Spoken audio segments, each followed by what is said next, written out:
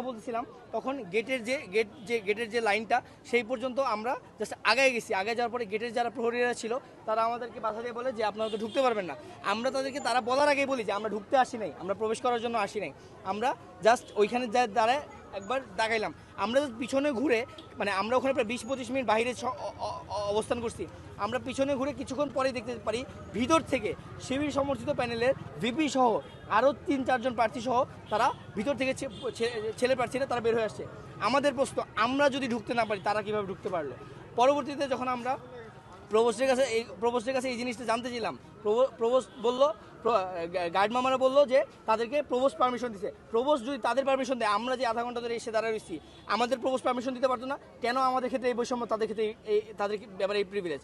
তারা এমনকি আপনার বঙ্গমাতা হলে ভোট কারচুপির কথা শুনছেন, বঙ্গমাতা হলে ইতিমধ্যে ভোট ট্যাম্পারিংয়ের কথা শুনছে যে তারা রুম থেকে বের করে দলবদ্ধভাবে বের করে নিয়ে প্যানেল শিট ধরাই দিয়ে বলতেছে একে একে ভোট দিতে হবে। তারা এটা বলছে যে প্যানেল শিট ধরাইছে। এবং আপনারা দেখবেন যে ব্যালট শিট যেখানে ভোট হচ্ছে, ব্যালট শিট নিচে পড়ে থাকা যাচ্ছে। এখানে যে হল প্রশাসন যে আছে তারও সম্পৃক্ততা পাওয়া গেছে।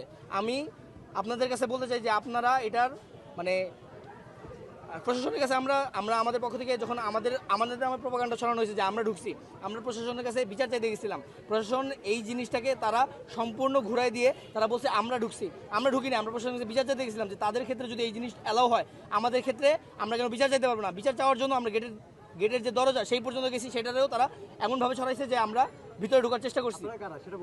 বাংলাদেশ ছাত্রদল মনে যারা প্রার্থী আছে।